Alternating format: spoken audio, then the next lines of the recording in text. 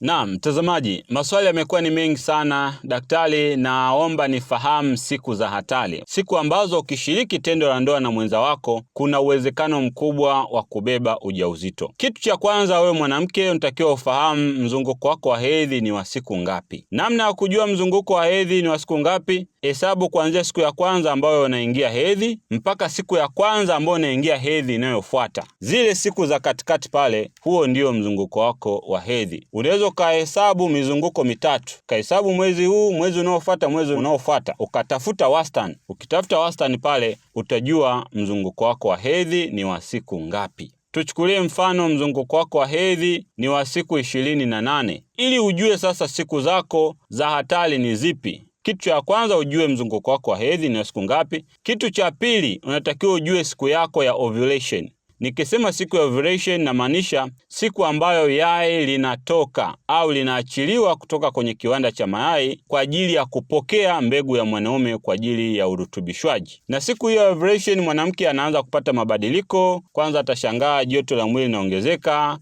kuna uteute ambao unazalishwa sehemu za siri. Hizo ndizo dalili za siku ya ovulation. Siku ya ovulation mama anakuwa anapitia mabadiliko mbalimbali ya hormone. Sasa namna kujua siku ya ovulation, tuchukue mfano mwanamke mzunguko wako wa hedhi ni wa siku 28. Chukua siku 28 ambayo ndio mzunguko wako wa hedhi. Toa na siku 14, namba inayobaki ndio siku yako ya ovulation. Tuchukulie umechukua mzunguko wako ambao ni wa siku 28, unatoa na 14, utabakiwa na 14. Siku ya 14 ndio siku yako ya ovulation kwa wewe mwanamke mwenye mzunguko wa siku 28. Kwa hiyo ukianza kuhesabu kuanzia tarehe ya kwanza ambayo unapata hedhi mpaka siku ya 14. Kwa hiyo hiyo siku ya 14 ndio siku yako ya ovulation au siku yako ya yai kutoka kwenye kiwanda cha mayai au kwenye ovary. Sasa ukishajua siku ya ovulation, jumlisha na 1 alafu toa na 4.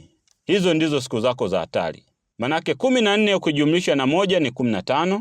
14 ukitoa na 4 manake ni 10. Kwa siku zako za hatari ni siku ya 10 mpaka siku ya 15.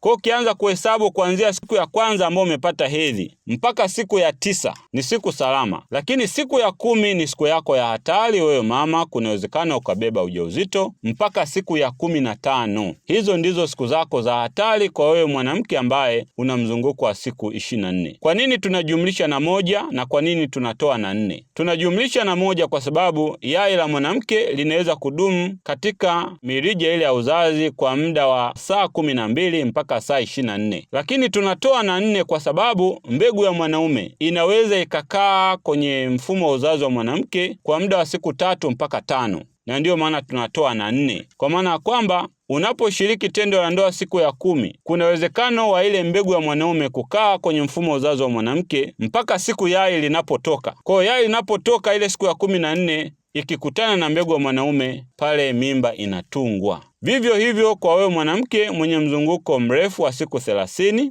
chukua 30 toa na 14 inabaki 16. Kwa hiyo siku ya 16 ndiyo siku yako ya ovulation au siku ya yai kutoka kwenye ovary. Kwa hiyo sasa kujua siku zako za hatari, chukua 16 jumlisha na 1 ambayo ni 17. Chukua 16 toa na 4 ambayo ni 12. Kwa siku zako za hatari kwa wewe mwanamke mwenye mzunguko wa siku 30 ni siku ya 12 mpaka siku ya 17. Vivyo hivyo kwa wewe mwanamke mwenye mzunguko mfupi wa siku 24, chukua siku 24 toa na 14. Kitakachobakia pale ni siku 10. Kwa chukua ile 10 jumlisha na 1 ambayo ni 11, lakini vile vile chukua 10 toa na 4 ambayo ni 6. Kwa siku zako za hatari kwa wewe mwanamke mwenye mzunguko wa siku 24 ni siku ya 6 mpaka siku ya 11. Na kwa nini tunatoa na 14? Tunatoa na 14 kwa sababu ovulation inatokea siku 14 kabla ya kupata hedhi. Kwa hiyo iko constant kwa mwanamke yoyote. Na ndio maana unatoa na 14. Lakini kama wewe mwanamke mzunguko wako wa hedhi umevurugika, hali ambayo imepelekea unashindwa kupanga mfumo wako wa uzazi vizuri, pengine unakwama hata kubeba ujauzito, usisite kunitafuta. Dawa zipo za kuweza kukusaidia na kuweza kurekebisha tatizo hilo na kubeba ujauzito vizuri bila shida yoyote. Karibu Lupimo Sanitarium Clinic uweze kupata huduma bora na za kuaminika.